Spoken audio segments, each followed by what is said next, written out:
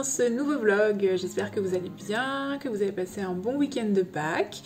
Moi, tranquille. Du coup, on se retrouve ici mardi.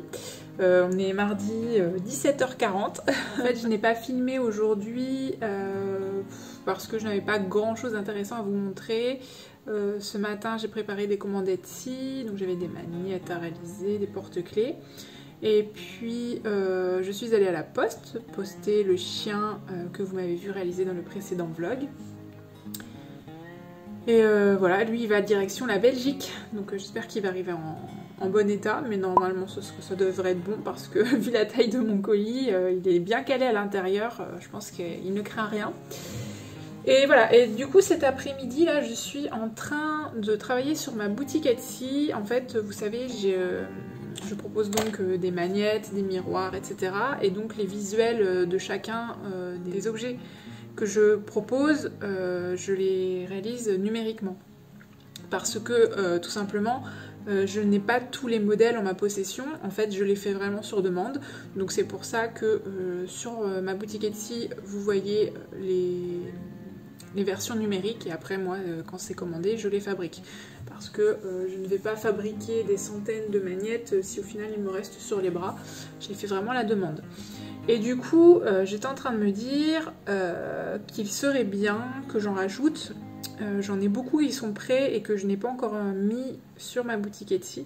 Donc ce sont des petits ronds, je vais vous montrer. Vous voyez, ce sont des petits ronds comme ça. Donc là, j'étais en train de faire les animaux aquatiques, hein, donc on est en plein dedans. Et du coup, je les avais déjà préparés parce que je les ai déjà réalisés pour des clients qui me les ont demandés personnellement. Et du coup, il faut que je les présente comme ceci. Donc j'en fais plusieurs sur une planche et je les classe sur Etsy par thème. Donc là, par exemple, ce que je vous disais, les animaux aquatiques. Tac. Vous voyez, donc là, j'ai que ça en animaux aquatiques. J'en propose que 13 actuellement. Donc je vais rajouter tous ceux qui étaient dans mon fichier GIMP, là, dans mon logiciel ici. Voilà, j'ai tout cela à rajouter. Donc des requins, des tortues, hippocampes, des petits poissons, etc. Et en fait, ce que j'étais en train de me dire, si on retourne là, voilà, sur ma boutique Etsy dans la catégorie magnettes, par exemple, en fait, quand je les rajoute, vu que là ils sont numérotés par ordre, vous voyez, en fait, je les rajoute à la suite. Donc là, je vais rajouter à la suite du 13e. Mais en fait, ce que je me disais, et qui n'est pas réellement génial, c'est que quand je les rajoute à la suite, mon image de base, quand vous descendez comme ça au niveau de mes magnettes, l'image est toujours la même en fait. Et les gens ne voient pas spécialement qu'il y a des nouveaux ajouts. Les gens qui ont l'habitude d'aller sur ma boutique, ils se disent, bon bah là c'est toujours pareil, ça sert à rien que j'aille voir. Donc je me suis dit qu'il serait bien, en plus d'ajouter des suivants, là, à mon numéro 13, d'afficher en première image une autre image que celle-ci pour que les gens voient qu'il y a des nouveautés en fait. Donc voilà. Donc là je suis en train de faire ça, et on dirait pas comme ça, mais ça prend beaucoup de temps. Parce que donc mes images sont prêtes, mais il faut que je les positionne ici sur mon image, que je mette les numéros, sans me tromper bien sûr. Après sur chaque image, vous voyez peut-être pas ici, mais j'ai créé numériquement des sortes de reflets pour donner l'impression vraiment que ce sont des petits magnettes qui brillent, pour être au plus proche de la réalité, qu'on voit pas que ce sont des images numériques, même si au final mon magnette représente exactement ça. Je veux que les gens voient quelque chose qui soit le plus fidèle, même si au final j'ai proposé des petites vidéos comme ici, si elle veut bien se lancer, pour que les gens voient un petit peu à quoi ça correspond en réalité. Donc voilà ce que je suis en train de faire. Je ne vais pas vous le filmer parce que ça ne va pas être très intéressant pour vous, mais voilà, je voulais vous dire un petit peu ce que je fais. Sinon, je voulais vous montrer la peinture sur bois de la panthère que j'ai réalisée dans le précédent vlog. Regardez. Alors attendez, est-ce que la lumière est bonne? Pas trop. Si je tourne. Bon, je vais à la lumière parce que on voit pas très bien. Voilà, vous voyez? Et du coup, le fait de l'avoir verni, ça a un petit peu foncé le bois et j'aime beaucoup. Voilà, je suis plutôt satisfaite, donc il va falloir que je la mette en vente. J'ai déjà des personnes qui m'ont demandé si elle était réservée ou pas, donc elle va peut-être partir rapidement. Je vous tiendrai au courant. D'ailleurs, en parlant de vente, l'éléphant que vous voyez derrière moi depuis un petit moment est réservé, donc je suis contente. Je sais qu'il plaisait beaucoup et jusqu'à maintenant, j'avais quelques touches, mais il était toujours disponible. Et là, ça y est, c'est bon, il est réservé, donc il est vendu. Il faudra que je prépare son envoi. Mais ça presse pas parce que c'est un paiement en plusieurs fois, donc j'attends la totalité des paiements comme toujours avant d'envoyer ça. Voilà pour ce qui est des nouvelles, donc je pense que je vous reprendrai jeudi peut-être, on verra. On est jeudi matin, je suis en train de réfléchir à ce que je pourrais faire sur une toile qu'on m'a commandée. Alors en fait, les directives de la cliente sont quand même assez précises, mais du coup j'étais en train de rechercher un petit peu des images sur internet pour m'aider pour faire ma composition. En fait, vous m'aviez vu réaliser le fond, donc je vais vous le montrer déjà. Donc voilà le fond. Donc la demande de la cliente était un fond un petit peu jaune, orangé, vert, voilà, quelque chose d'assez automnal au final. La cliente souhaite une lionne et un colibri sur cette toile. Et en fait, elle veut qu'on voit bien la tête de la lionne et elle veut qu'on voit bien le colibri. Et qu'il y ait une interaction entre les deux. Donc c'est pour ça qu'il y a une petite difficulté parce que je peux les faire en interaction face à face, mais du coup la lionne va se retrouver de profil. Et donc ce que j'ai compris, elle préférerait plutôt que la lionne soit de face, voire 3/4, qu'on voit ses deux yeux, qu'on la voit bien. Et puis le colibri, elle aimerait bien également bien le voir, donc de profil, ça peut être intéressant, mais elle m'avait fait un petit montage à la cliente, donc ça c'est cool, ça me permet de bien voir ce que les clients souhaitent. On est parti sur une lionne qui serait sur la gauche, qui lèverait un petit peu la tête, mais qui serait de face 3/4 par rapport à nous. Et à droite, il y aurait le colibri qui viendrait vers nous et qui tournerait un petit peu la tête comme s'il regardait la lionne. Donc voilà, je vais essayer de faire ça. J'espère y arriver. Des fois, c'est pas toujours évident de créer, de faire un montage pour que les deux animaux se regardent. Donc il faut arriver à se mettre à leur place en fait pour voir dans quelle direction se dirigent les regards. Je vais essayer ça, et puis si toutefois j'y arrive pas, eh bien je recommencerai jusqu'à ce que j'y arrive. Sinon également dans la journée, j'aimerais bien faire mon second support sur bois. J'ai pensé à une abeille dessus. Je me dis que ça peut être vraiment sympa, une sorte d'abeille, une sorte de faux bourdon. Je verrais bien, vous savez, ceux qui sont... Je crois que c'est des bourdons. Je crois que c'est des bourdons, ouais. Ceux qui sont assez dodus, qui sont noirs et jaunes, assez vifs et poilus. Je pense que ça peut faire bien sur ce type de support également. Bon, clairement il va falloir que je m'en achète d'autres parce que j'ai plein d'idées en fait et j'ai vu que ça vous plaisait beaucoup. Vous avez été nombreux à réagir à ma petite vidéo que j'ai publiée sur Instagram et Facebook. Donc voilà, c'est cool, je suis contente que ça vous plaise parce que moi j'aime bien travailler sur ces supports. Et du coup, il faudra que je m'en procure d'autres, mais étant confinée, le magasin est trop loin. Et donc je vais attendre, c'est pas grave, c'est pas une urgence. J'ai plein d'autres choses à faire. Donc en priorité, ce matin, je m'attaque au croquis de la lionne et du colibri. Donc on se retrouve plus tard pour voir si j'ai réussi. Je voulais vous montrer un petit peu ce que la cliente du coup m'avait fait comme montage. Vous voyez un petit peu l'idée. Donc sauf que là c'est un lionceau, mais c'est dans l'idée un petit peu du montage qu'elle souhaite. Et du coup en lionne j'ai sélectionné celle-ci qui pourrait être pas mal, mais peut-être un petit peu trop de 3/4. J'ai celle-ci qui est bien également, mais ça reflète.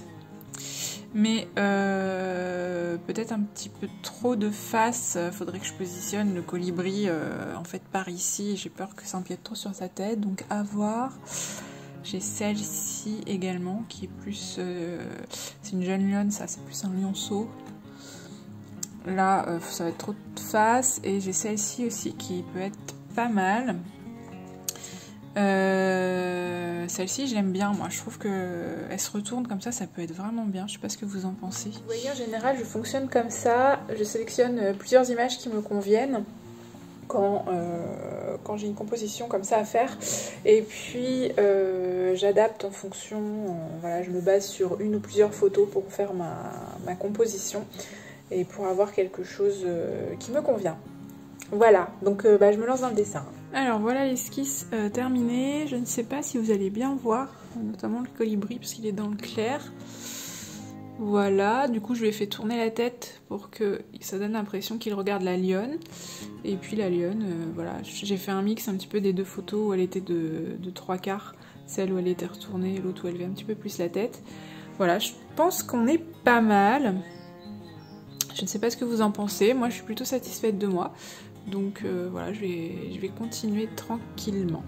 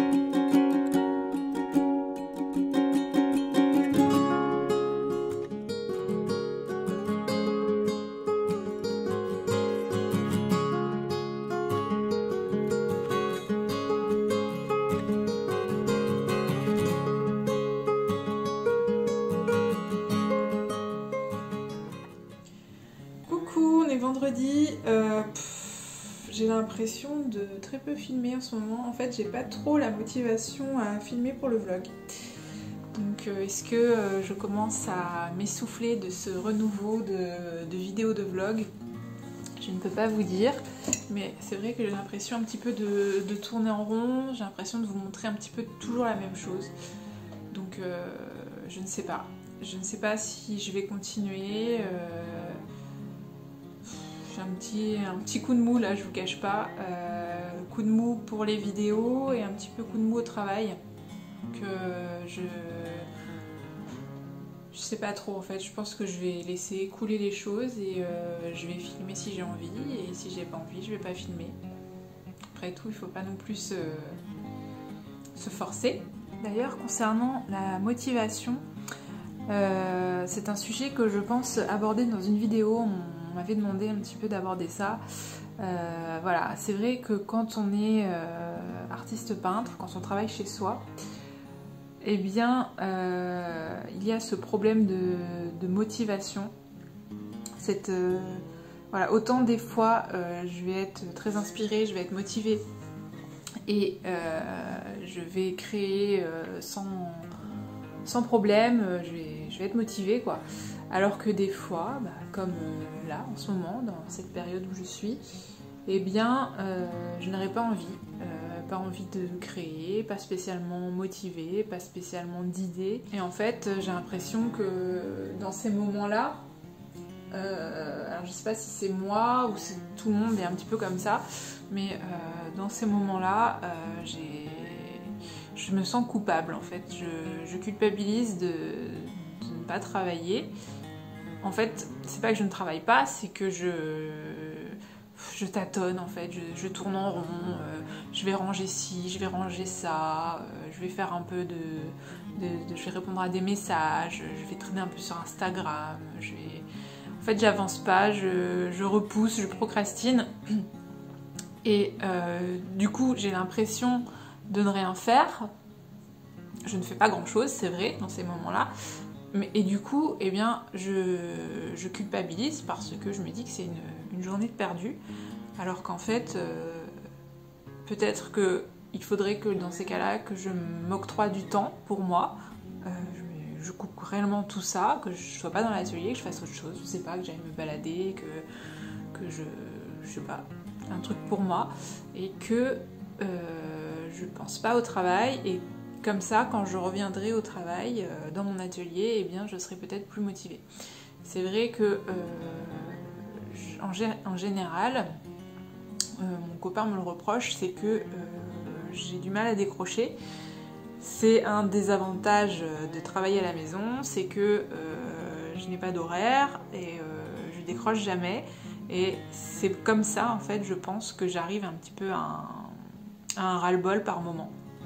C'est Julie de Tersac qui a beaucoup donné comme ça pendant des années, et maintenant je sais qu'elle s'octroie du temps pour elle, rendu à une certaine heure, elle arrête de travailler, elle va lire, voilà, elle va faire des choses pour elle, pour sa fille, voilà, passer du temps avec sa famille, et je pense qu'elle s'y retrouve mieux en faisant comme ça.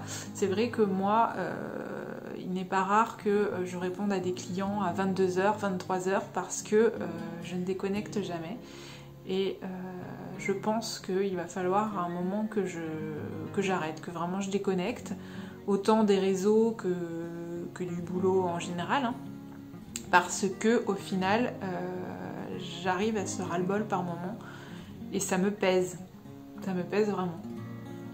Enfin voilà, je vais pas développer trop sur ce sujet dans ce vlog, mais je pense que j'aborderai le sujet dans une vidéo spécifique, un petit peu les avantages et les désavantages de travailler chez soi, d'être seule à la maison et de trouver la motivation. Du coup, je vous avais dit concernant la petite peinture sur bois, là, mon support bois, que j'aimerais bien faire un bourdon. En fait, j'ai encore changé d'idée. J'ai l'impression que chaque jour est différent et chaque jour j'ai envie de faire quelque chose de différent. Mais cette fois-ci j'ai fait mon dessin préalable, donc ça va être un petit renard. C'est quelqu'un qui m'avait suggéré ça sur mes réseaux sociaux et c'est vrai que je trouvais que l'idée était très bonne parce que déjà les teintes du renard se prêtent bien avec le bois, donc toujours pour jouer avec le ton sur ton. En fait j'ai deux choix, soit je joue le ton sur ton et du coup je vais partir comme pour ma panthère sur bois sur des tons marron, orangé, voilà des tons chauds, ou alors je fais complètement l'inverse, je pars sur des tons très contrastés et du coup je peux jouer pour ça avec les couleurs complémentaires. Et vu que mon bois est en fait marron orangé, la couleur complémentaire du orange est le bleu.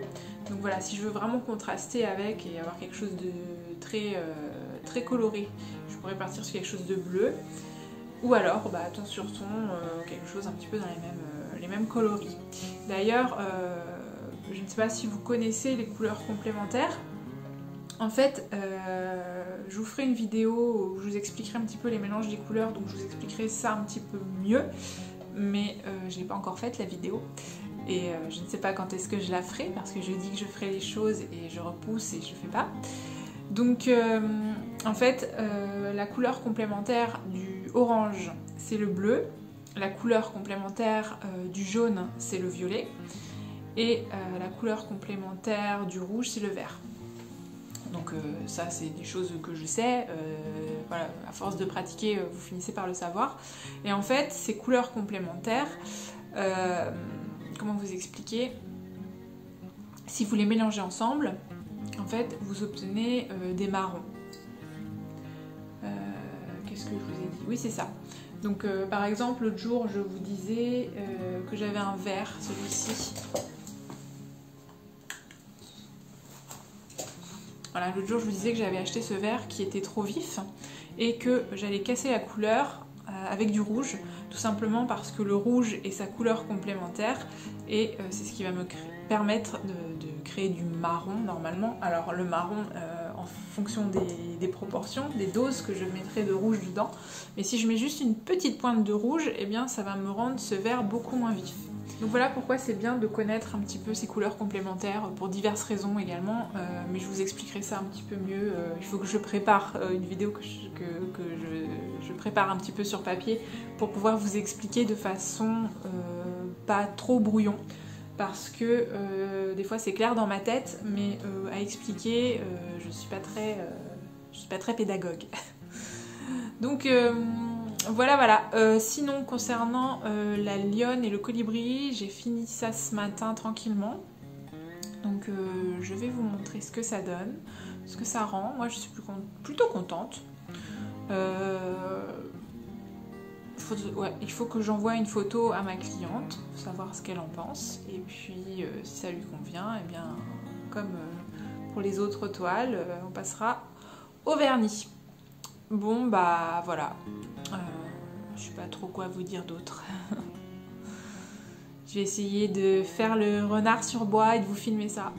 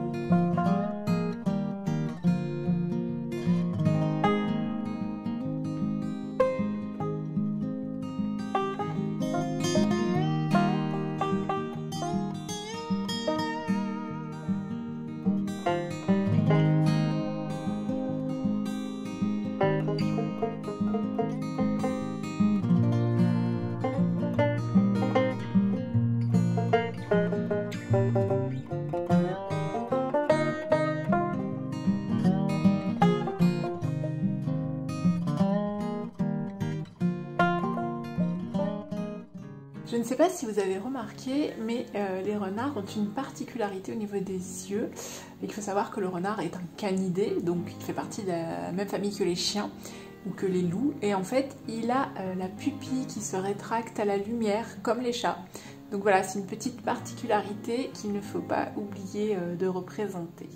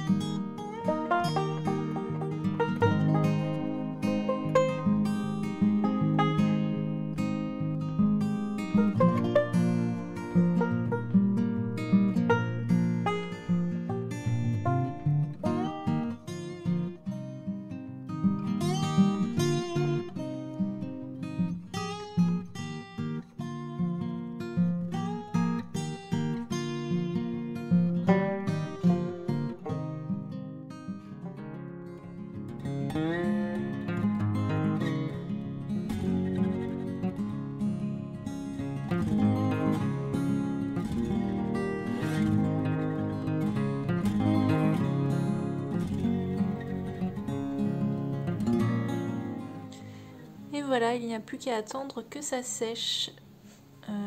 La mise au point, voilà. Je vous montrerai une fois que ce sera verni parce que ça change quand même pas mal, ça va foncer quand même pas mal le bois.